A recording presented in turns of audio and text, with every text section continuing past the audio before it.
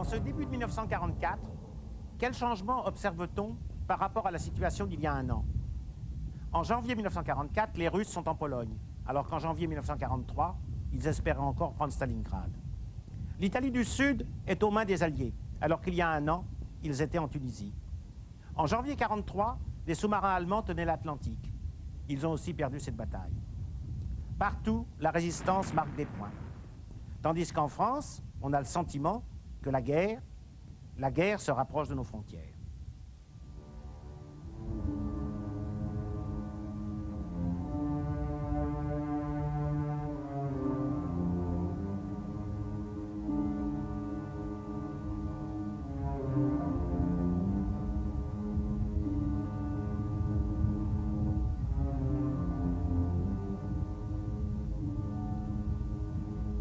Avant de voir les actualités françaises, nous allons voir aujourd'hui les actualités d'un pays neutre, la Suède. Et c'est pour cela que nous sommes avec M. Sverker Åström, qui a été ambassadeur suédois en France et aussi aux Nations Unies, à qui je demande d'emblée comment, à cette date, c'est-à-dire au début de 1944, la Suède, vu le changement de la carte de guerre, était en train de changer peut-être de politique. En effet, c'est précisément le grand tournant de la guerre. Et nous avons été extrêmement touchés, évidemment. Ce qui caractérise la Suède pendant cette Deuxième Guerre mondiale, c'est que nous étions à l'extérieur. Nous ne faisions pas partie des hostilités.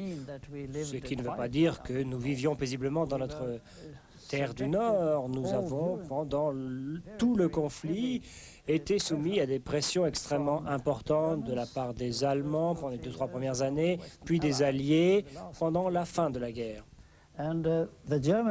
Et les pressions allemandes ont toujours été groupées avec une menace militaire, une menace d'attaque de la Finlande, de la Norvège et du Danemark, puisque la Suède constituait une enclave au milieu de cet empire germanique. Mais nous avons réussi à rester en dehors du conflit, mais à un prix élevé.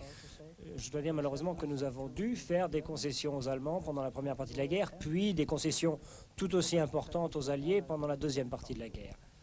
Mais nous avons réussi à préserver notre indépendance, notre intégrité territoriale, et ça, pour les Suédois, évidemment, lorsqu'on en parle maintenant, c'est très important. Eh bien, nous allons d'abord voir ces activités suédoises, et nous commenterons tous les sujets qu'il nous semble opportun d'analyser.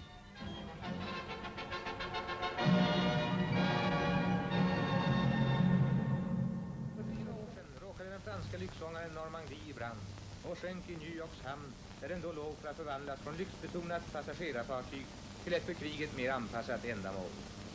Nu är stolta Normandie åter på köp och har lämnat en stapelbädd i Hudson River där man reparerat och delvis ombyggt fartyget för kommande krigsbruk. Det här är den korta men glansfulla historien om den kinesiske sjömannen Fun Lim som har slagit ett världsrekord så gott som något genom att efter fartygets krigsförlisning hålla sig vid liv på en flotte i 133 dagar. Den enastående bragden belönades i Buckingham Palace i London med brittiska imperiemedaljen. Den stora allfarvägen till Alaska är klar. Från Alberta i Kanada sträcker den sig till Fairbanks i Alaska, en vägbyggarbedrift av väldiga mått. Denna Alaskas pulsåder har sprängts och grävts fram 1600 engelska mil genom en terräng som i fråga om otillgänglighet och svårframkomlighet söker sin like runt jorden. Vid var 100:e mil är depåstationer upprättade och här bjuds förarna en välkommen paus på den monotona färdevägen. Men det är ingen lång siesta man unnas i dessa oaser som dock bjuder på ganska sällsamma upplevelser.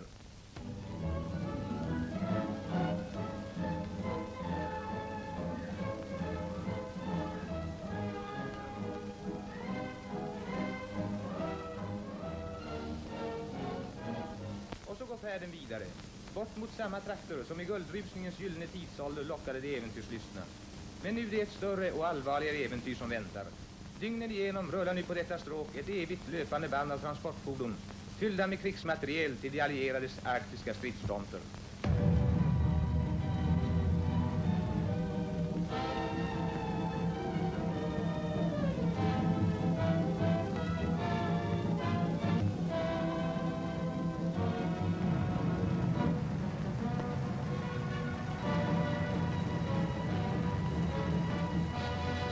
Att få bygga sig ett eget hus är en de flestas önskedröm. som byggnadsrådet Sven Markelius här skisserar upp på direktör Hernod i Cellulosabolaget, som låter uppföra den byggnad vilken vi här ska få se resa sig och vilken talar sitt klara språk om den förbättrade typ av monteringsfärdiga trähus som byggnadsrådet arbetat fram. Han har siktat på att nedbringa byggnadskostnaderna genom att åstadkomma industriell masstillverkning av husdelar, eller huselement som det heter på fackspråket. För dessa husdelar har han funnit en konstruktion som lämpar sig för fabriksmässig framställning med anlitande av minsta möjliga arbetskraft. Huselementen sammanfogas genom ett enkelt monteringssystem till den efterlängtade byggnaden som inte ska vara standardiserad utan kunna varieras efter olika behov. Målet vid utexperimenterandet av denna nya typ har varit att få fram konstruktioner som är materialbesparande, vilket är av största vikt även i vårt på skogar så rika land. Andra anspråk som måste ställas på huselementen är att de är lätta och inte tar skrymmande plats. Detta med tanke på att de ska kunna transporteras även långa vägar för små kostnader. För kravet på tunna och lätta väggar får man inte eftersitta kravet på att de samtidigt ska vara starka och värmeisolerande. Det gäller också att välja material som så att säga inte rör sig. Sådana material har vi bland annat i de moderna träförädlingsprodukterna, i träfiberplattor och i limmade konstruktioner. Uppvärmning i sånt här trähus sker genom ett varmluftssystem där bjälklagselementen är konstruerade med hålrum som gör att de utan några speciella anordningar fungerar som varmluftstrummor. Till byggnadsplatsen kommer huselementen fullt färdiga in i minsta detalj och här tillkommer inga annat arbete än själva monteringen som sker utan spikning genom användande av speciella beslag varigenom husdelarna lätt kan lösgöras vid förändringar eller tillbyggnader. Även målningen av husdelarna utförs på fabriken och genom detta förfarande minskas risken för mått eller formförändring i materialet ytterligare. Montageförfarandet ställer stora krav på exakthet vid fabriksutförande och här kan man tydligen inte klaga på denna exakthet. Enligt hundvännerna är hunden det bästa hos människan och enligt samma norm räknas hundskatten som det sämsta hos människan. Det blev ett mäktigt skall när gatunämnden i våras begärde att hundskatten i Stockholm skulle höjas till 100 kronor, vilket inom kennelkretsar närmast betraktades som en dödsstöt mot Stockholms hundvärld. Men de snälla farbröderna och tanterna i riksdagen återställer lugnet genom att avslå detta skattekrav och besluta att hundskatten högst fick bli 50 kronor. Nu har stadsfullmäktige fastslagit hundskatten till 40 kronor. Det finns tydligen många hussar och mattar även där. Hundskattestormen har bedarrat. Låt oss nu glädjas tillsammans med våra fyrbenta vänner. I Göteborg har i fältflygklappens regi hållits en högst illusorisk militäruppvisning där förutsättningen var att Göteborg angreps av flyg- och pansartrupper. Här ser vi hur pansarvagnarna mäktigt plöjer sin väg upp för avenyn som var kantad svart av åskådare, vilkas trumhinnor hårt frestades av den oavbrutna kulsprutelden från den pansrade fienden.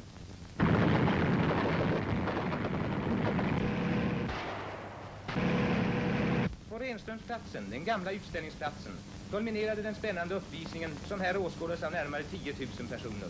Fienden hade med luftlandsatta trupper tagit Renströmsplatsen i besittning och inrättat sig för försvar.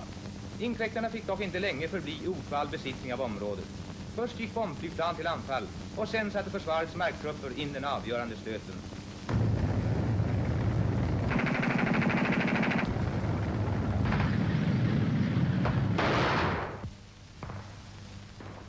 Monsieur l'ambassadeur, ces manœuvres, à l'époque, vous en avez eu connaissance, puisque vous êtes né en 1914, vous aviez 30 ans, donc vous aviez l'esprit parfaitement éveillé, vous étiez d'ailleurs déjà un diplomate. Ces manœuvres, à votre avis, c'était contre les Allemands, nous sommes au début de 1944, ou contre la menace soviétique? Eh bien, c'était complètement contre les Allemands. Nous étions assez mal préparés au plan militaire en 1939, mais nous sommes efforcés de renforcer notre défense pendant les premiers mois de la guerre. Et nous avons toujours concentré nos efforts contre l'Allemagne, puisque nous avions cette frontière commune avec les troupes allemandes en Norvège, et nous avons toujours perçu ça comme une menace importante. Une des difficultés, c'est qu'en 1939 et 1940, nous avions fourni à la Finlande une grande partie de nos équipements militaires. Il a fallu reconstituer notre potentiel. Ces images peuvent paraître un peu ridicules, un peu naïves face à la conception moderne de la guerre, mais à l'époque, je vous assure que l'entraînement des troupes suédoises était tout à fait bon et son matériel aussi.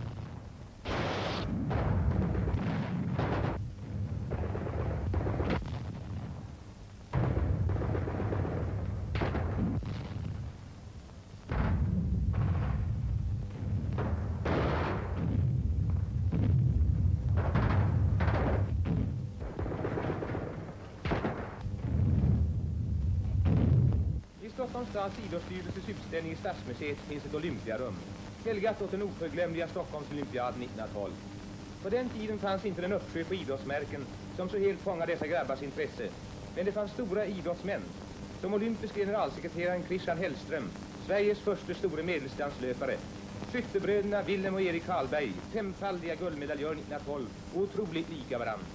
Olympiske segraren i tresteg, Topsy Lindblom och Hugo Wislander, triumfatorn i tiokamp. Det var män som dessa som gav färg åt den svenska idrottens stora genombrott. Från den tiden har vår idrott vuxit ut enormt. Den har blivit en folkrörelse och ett livsbehov för speciellt storstadsbon.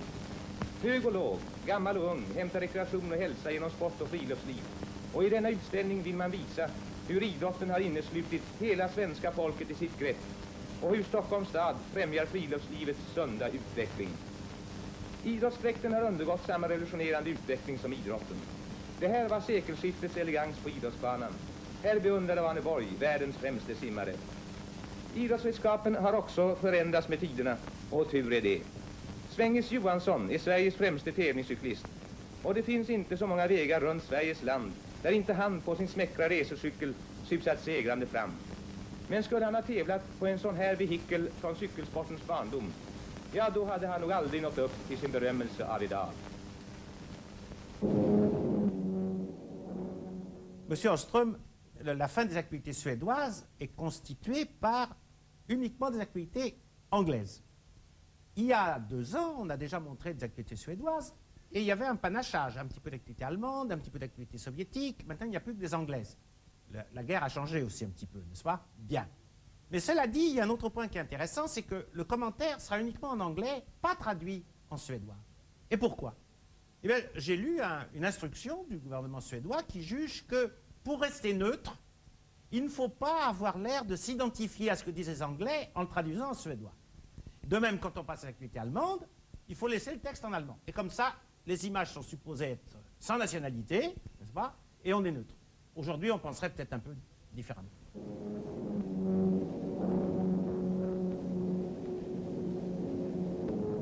Flying fortresses and liberators of the U.S. Army 8th Air Force heading for Berlin. This was the first full-scale daylight attack on the heart and center of the Nazi war and political machine. Following up the many thousands of tons already dropped by the Royal Air Force, these Americans were going to tell Hitler that no city in Germany is safe from heavy bombing, by night or day. In this attack, 68 heavy bombers were shot down, but hundreds went there and came back. And with the fighters, they destroyed 176 enemy fighters in this first raid alone. And that's Berlin below.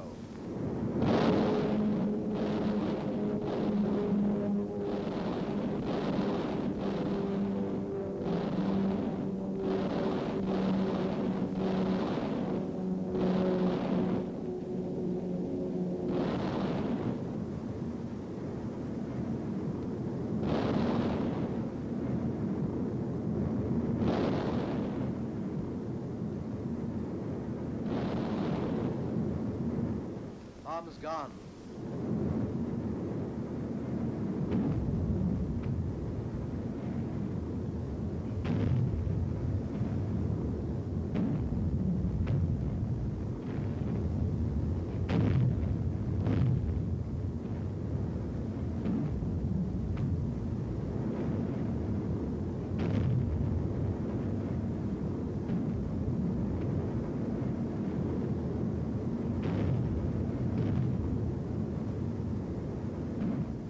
Closer observation, we come to a still picture which shows a cluster of bombs hitting a factory district. All the way there and back, the fortresses and liberators were attacked. This plane carrying a camera has one engine out of action. That's the propeller.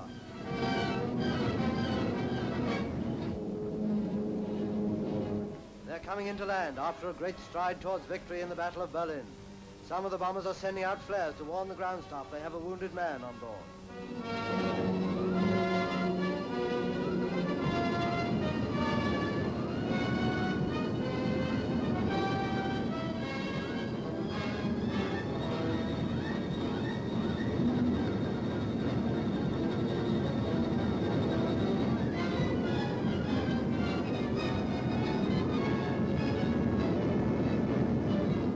Let's have a word from some of the air crews in formation.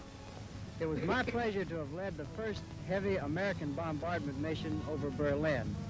Lieutenant Durr, the navigator who led the mission into Germany that day. Durr, how about some words for you?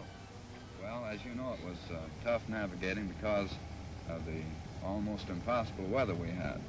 However, I'm glad now that you elected to go on in, and I'm proud that our outfit could be the first one to make the trip. Good. Lieutenant Flagler, a bombardier up in the nose.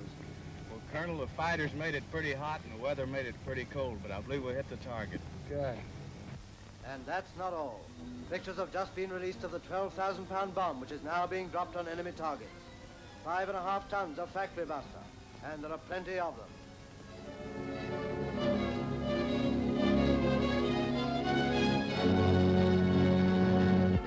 Lady Louis Mountbatten received the King and Queen and the two princesses when they went to see the special American show in aid of British service charities. The all-male cast is drawn entirely from the ranks of the American Army, plus the famous songwriter, Irving Berlin. The packed house gave a great reception to the royal family, who occupied a box with Lady Louis Mountbatten and Lieutenant General Devers, commanding the American Army in the European theater. Irving Berlin sang one of his own songs, which is dedicated to the British fighting men with plenty of sentiment. My British buddy, we're as different as can be. I like my coffee and rolls and he likes his tea, but we're in there hitting till we get to Germany. When the job is done and the war is won, we'll be clasping hands across the sea. And then the high spot of the show, the big minstrel number with its singing and dancing all-male chorus.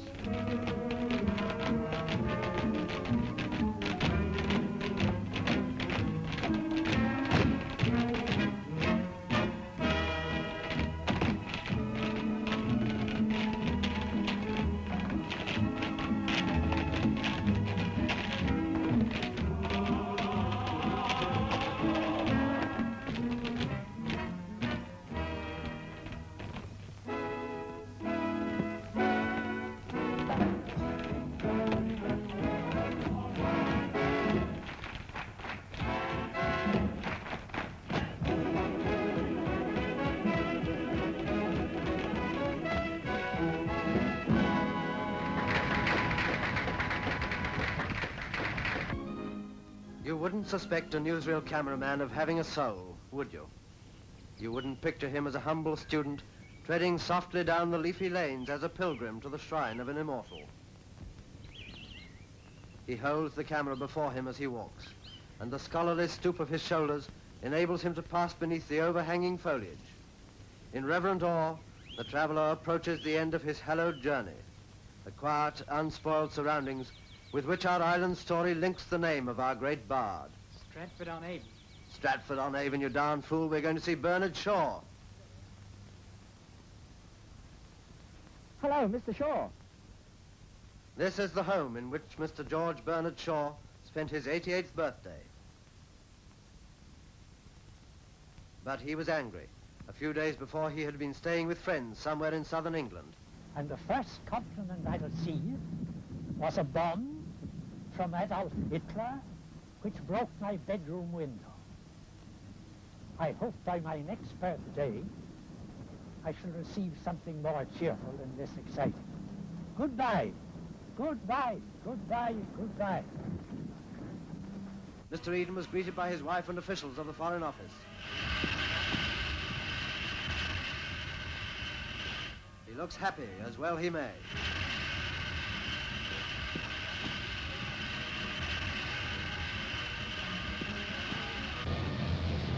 Well, there we are. How's everybody? Left everybody very well in Moscow?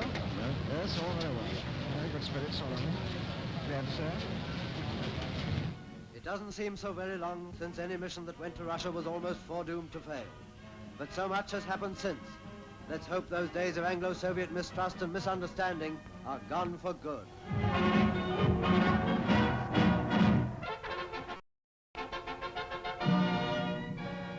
Monsieur Sverker-Åström, j'ai deux questions à vous poser.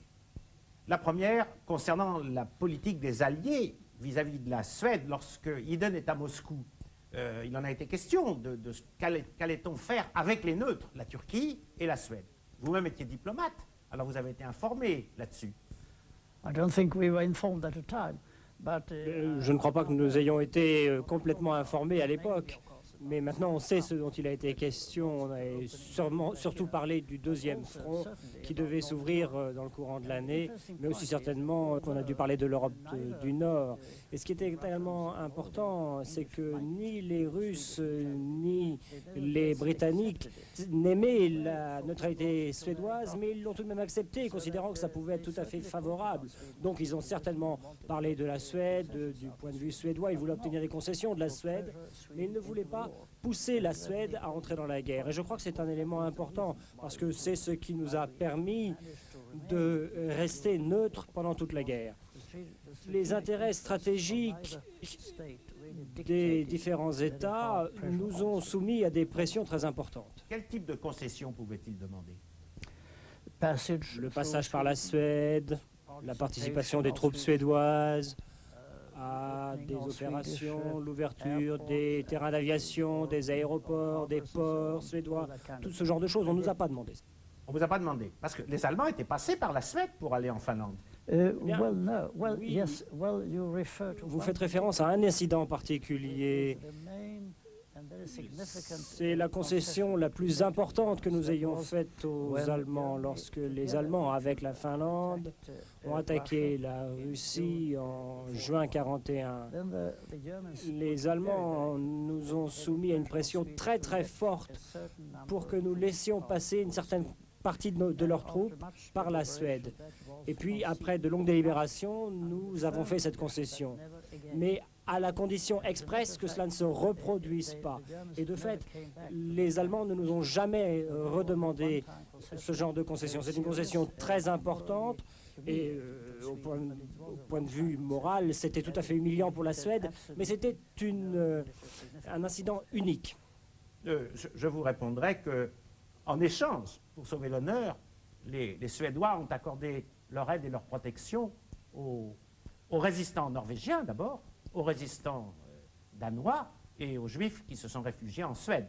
C'était une manière de tenir le drapeau quand même. Oui,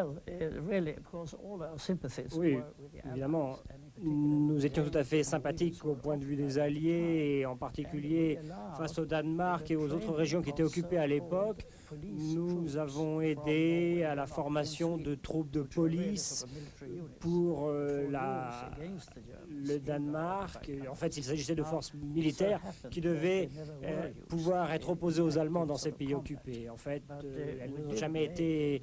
elles n'ont jamais participé à des combats actifs, mais nous avons fait des concessions aussi très importantes aux alliés occidentaux à la fin de la guerre.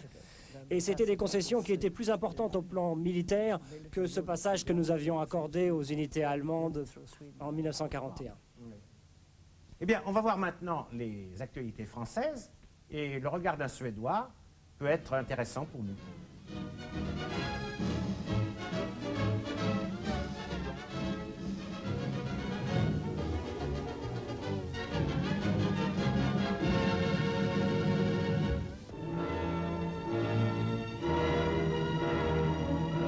Les forteresses volantes ont encore survolé la région parisienne. Nouveau et douloureux bilan, 262 morts, 273 blessés, plus de 600 immeubles détruits ou endommagés.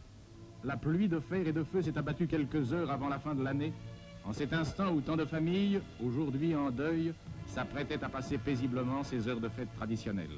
Monsieur Bussière, préfet de police, s'est aussitôt rendu sur les lieux.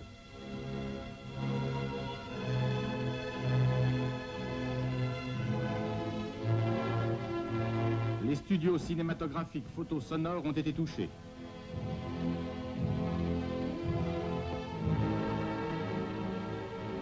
Des bombes sont également tombées sur les grands studios de Courbevoie.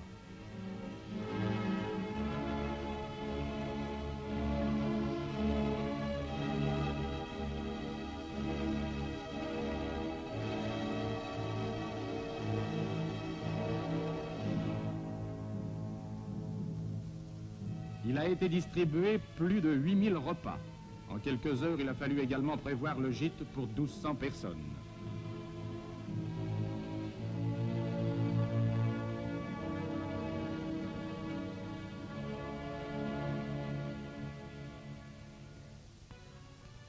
Les 7 communes sinistrées enterrent leurs morts. Monsieur Catala représente le gouvernement.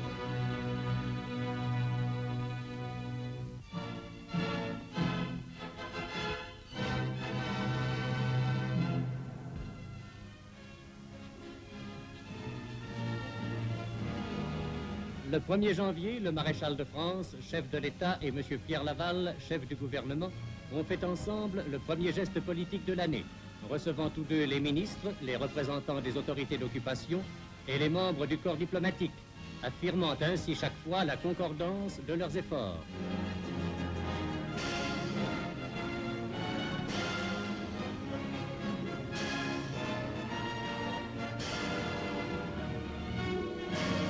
Après la cérémonie, le maréchal Pétain a reçu les familles des membres de sa maison et de ses divers collaborateurs. Sverker Rostrom, vous êtes suédois. Puis-je vous demander de nous dire, ce qui est délicat, qu'est-ce qu'un Suédois pouvait penser du régime de Pétain pendant la guerre? Mais en effet, c'est un peu délicat et je suis un peu gêné pour vous répondre parce que je crois que notre réaction était tout à fait similaire à celle des Français ou de beaucoup de Français. Je crois que nous avons accepté Pétain comme un fait historique, mais sans grand enthousiasme. Dans le même temps, évidemment, certains ont essayé de lui trouver des excuses, comme ça a été le cas en France, en disant qu'il a fait tout son possible pour la France. Mais de manière générale, la réaction était plutôt négative. D'un autre côté, nous ne suivions pas les événements avec l'intérêt qu'il aurait fallu leur consacrer. Mais notre opinion était celle des Français en général.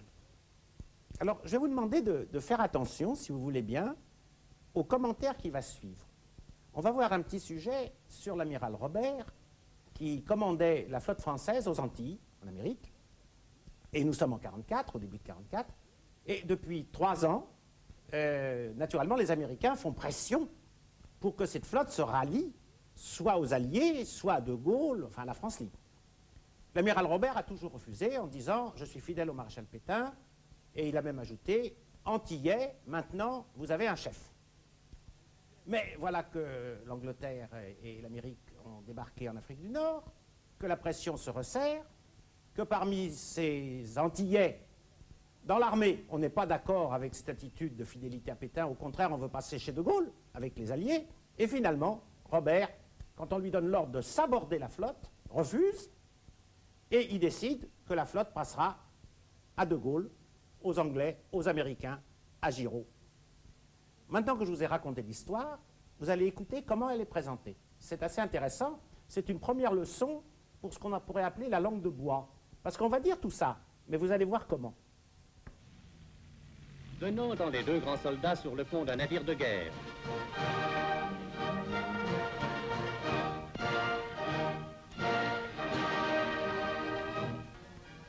Pour avoir des pommes, il ne suffit pas de regarder pousser le pommier. Et des équipes de jeunes apprentis ont été formées par la corporation paysanne. Il faut savoir aérer l'arbre, autrement dit l'élaguer, opération qui a lieu l'hiver pendant l'arrêt de la sève. Les branches verticales ou gourmands sont coupées. Aucun moignon ne doit être laissé. Les branches qui se croisent sont également supprimées. Et ainsi s'achève la toilette hivernale.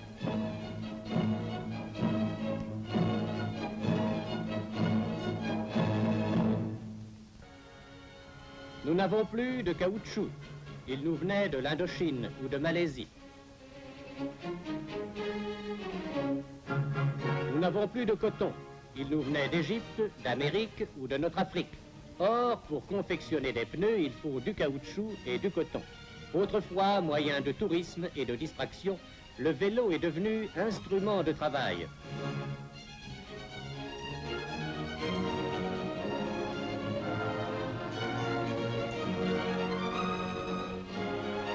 Ne roulez pas ainsi, monsieur.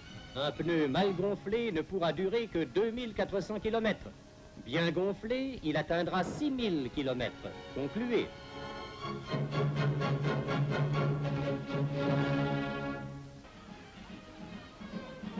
Sur les bords de la Seine, c'est dans un célèbre restaurant que les enfants déshérités du 5e arrondissement fêtent le jour de l'an.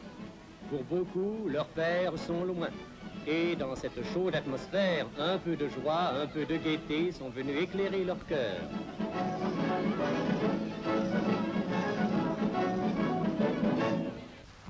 Ces jeunes filles ne sont pas des cousettes. Elles travaillent afin de devenir de parfaites femmes d'intérieur. Réparer une prise électrique ou trouver rapidement son chemin ne doit pas les embarrasser.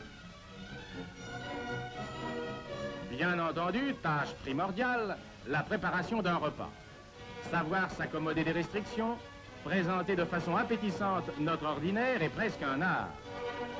Mais, et c'est là leur mission, elles devront utiliser pratiquement leurs connaissances en apportant une aide précieuse aux mères de famille. Ce sont les aides familiales qui sauront bientôt seconder au foyer les mères surchargées de besogne. Toujours gaies, ne boudant pas aux tâches qui leur incombent, elles donneront ainsi une preuve nouvelle de la compréhension et de l'esprit de solidarité qui doit animer la jeunesse française.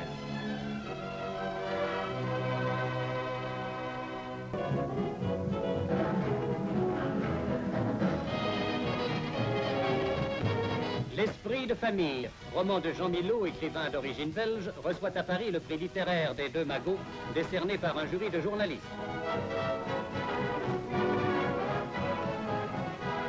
France Actualité a été filmé chez lui en Belgique, Monsieur Jean Millot, également peintre et critique d'art, qui vient ainsi de se classer parmi les romanciers les plus personnels de ces dernières années.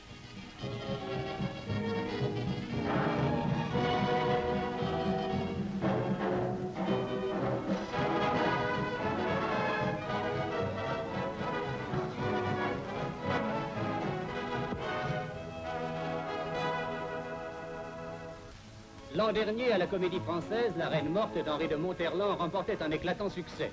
Aujourd'hui, sur une scène parisienne, sa nouvelle pièce Fils de personne est interprétée par Henri Roland avec le petit Michel François. C'est gentil tout de même. Ah non, tu me dépeignes. J'aime te dépeigner. Mais dépeigne-moi un peu, on n'est pas l'arrêt. Et Suzanne Dantès. Je n'ai pas de pitié pour lui parce qu'il est mon fils. C'est monstrueux.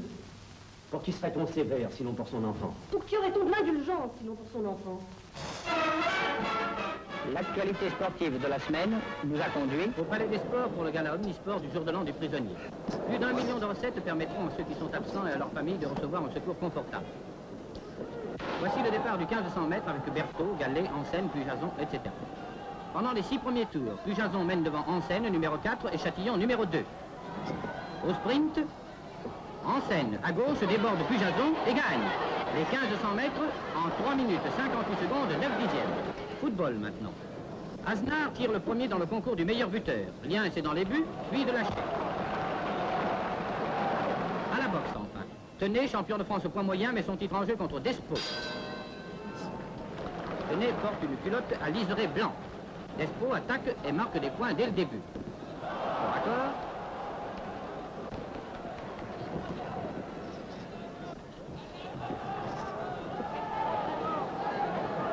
Despo place gauche-droit à la figure, série très rapide de Despo. Le raccord très serré, et c'est la fin. Despo a gagné, il bat Tenay et devient champion de France poids moyen. En vue de sa rentrée éphémère au Grand Palais contre Michelot le mercredi 12 janvier, rentrée effectuée à l'occasion de son cinquantenaire, Georges Carpentier s'entraîne. Shadow boxing, le gauche toujours bien détendu et le fameux crochet du droit. Le jeu de jambes. de sable. Et au bord du ring, Georges Carpentier va retrouver le fils de François Descamps, son fameux manager. Le bar du Grand Palais est aujourd'hui le rendez-vous des vedettes du sport qui ont répondu à l'appel du caricaturiste Casa, dont on vernit l'exposition. Le commissaire général Jeff Pasco est parmi les victimes. Le voici au gouvernail du Catalan, la nef du sport français. En un long cortège, nos athlètes rendent ici hommage au grand champion dont on va fêter le jubilé, à Georges Carpentier. 3 morceaux pour un seul portrait.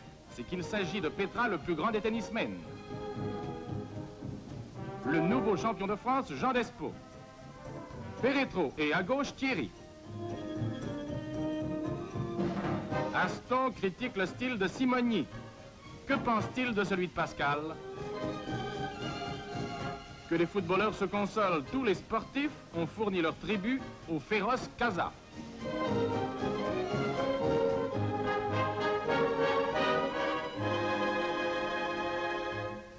Au Parc des Princes, l'équipe de Paris-Capitale rencontre celle des Pyrénées. Les Parisiens jouent en maillot clair, les Toulousains en maillot foncé. Aston à la balle, et dès le début, il va dominer la situation avec Simoni.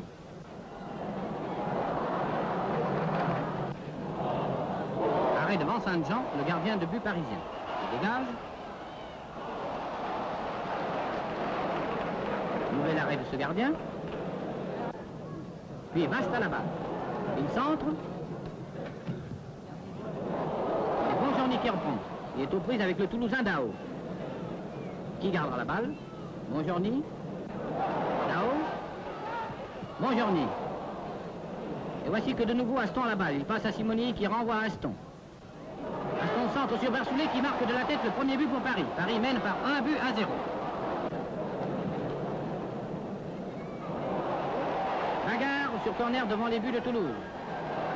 Coup de pied retourné de Corani qui en prend la balle et marque le but pour Toulouse. 1-1.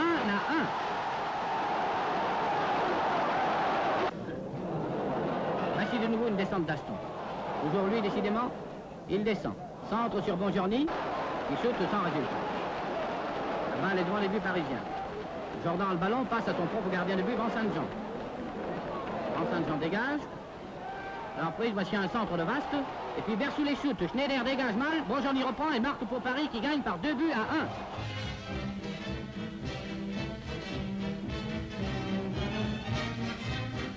À Toulouse, exposition de la jeunesse démontrant l'ingéniosité, le goût des jeunes appartenant au centre de la région du Sud-Ouest.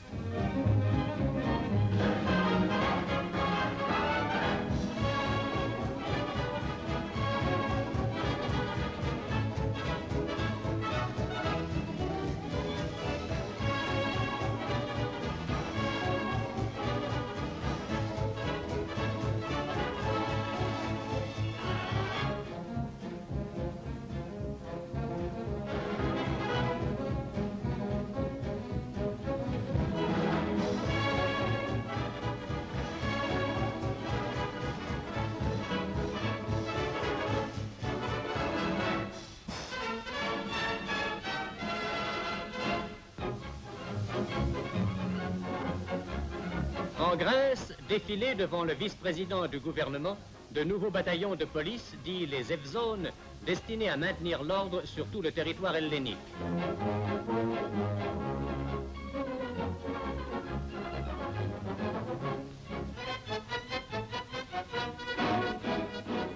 En Transylvanie, de nombreux jeunes gens natifs de villes formant enclave raciale allemande en territoire roumain s'engagent dans les Waffen-SS.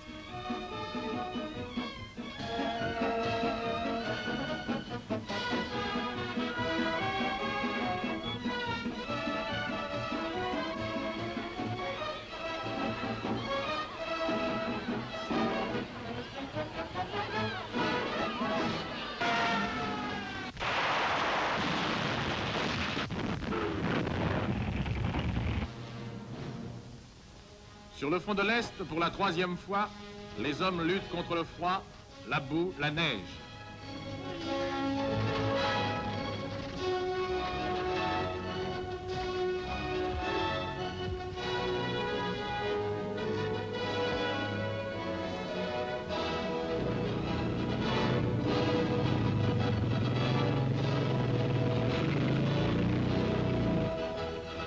Dans ce secteur, les chasseurs de montagne, troupes d'élite spécialisées, sont mises en ligne.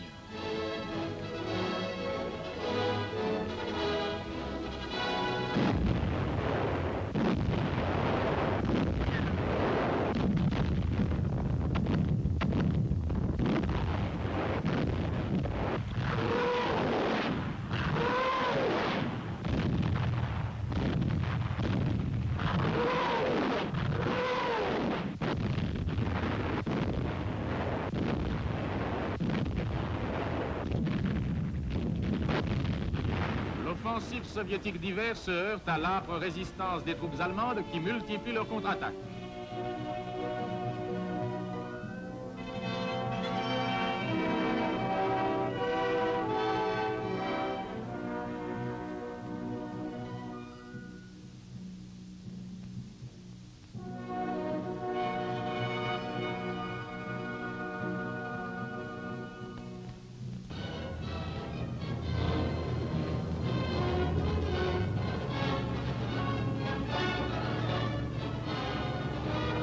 Position de DCA allemande sur le front italien.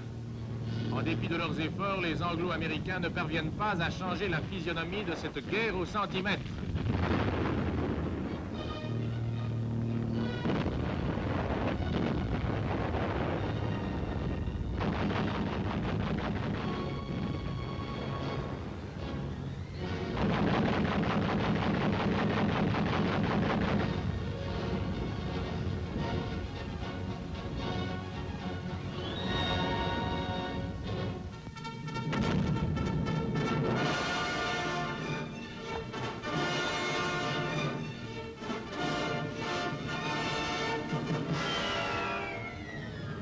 Les troupes du génie font sauter ponts et ouvrages d'art. Ainsi de nouvelles terres, voisines de notre France, terre où naquit notre vieille civilisation, connaissent à leur tour les horreurs de la guerre.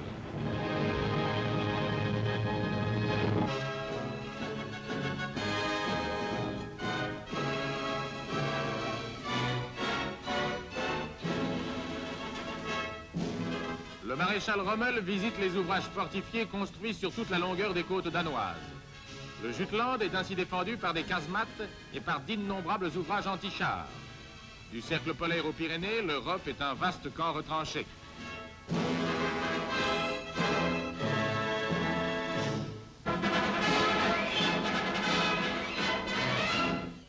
Sverker Ostrom, vous venez de voir des actualités françaises, peut-être vous ne les aviez jamais vues, naturellement, pendant la guerre. Quelles sont vos réactions devant ces images? Eh bien, elles confirment l'hypocrisie de base de la vie publique, et en particulier de la vie publique sous une dictature. Puisque c'est ce qu'était le régime de Pétain en France à ce moment-là. On essaie de présenter des événements sous un jour le plus joyeux, alors que derrière il se passe des événements très graves. Et c'est dans cette ambiance que l'on voit ces scènes maintenant. Alors j'ai une deuxième question à vous poser. Vous dites que vous avez été ambassadeur aux Nations Unies, vous avez été ambassadeur en France, mais avant, à cette époque, enfin un petit peu avant, vous étiez à Moscou. Et non seulement vous étiez à Moscou, mais vous étiez en Union soviétique au moment de l'invasion. Et vous avez quitté Moscou avec les ambassades pour aller dans le centre de la Russie, devant l'avance allemande. Alors dites-nous un petit peu, comment ça s'est passé tout ça?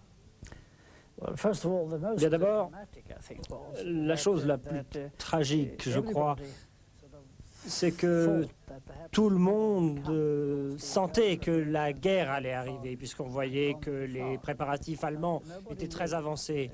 Mais personne ne savait, et alors certainement pas Staline, si les Allemands se contenteraient d'exercer des pressions ou d'attaquer complètement l'Union soviétique. Mais il se trouve que nous, les Suédois, nous savions, parce que nous avions de très bons mathématiciens, de très bons techniciens, qui avaient réussi à déchiffrer les codes diplomatiques allemands. Donc, non seulement nous savions ce que voulait dire Barbarossa, c'est-à-dire l'attaque des Allemands sur l'Union soviétique, mais nous connaissions même la date. Et nous avions communiqué ces renseignements au gouvernement britannique qui les avait transmis aux Russes. Mais Staline n'a pas voulu nous croire et il n'a pas entrepris les préparatifs nécessaires sur son front ouest. Et c'est ce qui explique beaucoup des pertes russes au début de l'attaque. D'un autre côté, je me souviens très bien, je crois que c'était le 16 juin de cette année-là, il y a eu une déclaration dans la TASS, évidemment tout était écrit au Kremlin, expliquant que les Allemands étaient des amis très liés, fidèles au pacte, qu'ils restaient des amis et que s'ils avaient quelque chose à demander à l'Union soviétique, même des concessions territoriales, eh bien, il était sûr que les Russes étaient prêts à aller tout à fait dans leur sens. Et il y a eu un télégraphe de l'ambassade de notre ambassade à Moscou. Nous avons écrit à Stockholm en disant que c'était très intéressant et on allait suivre de très près pour voir si l'attaque arrivait ou non et dans quelle atmosphère elle serait reçue. Staline a, jusqu'au dernier moment, essayé d'éviter l'attaque allemande en faisant part de sa disposition à faire des concessions. Et puis, au bout du compte, après l'attaque allemande, les Allemands ont avancé très près de Moscou. Du centre de Moscou, on entendait les canons allemands. Et à cette époque, c'était en novembre, tous les étrangers ont été envoyés 1000 km à l'est de Moscou, sur les bords de la Volga,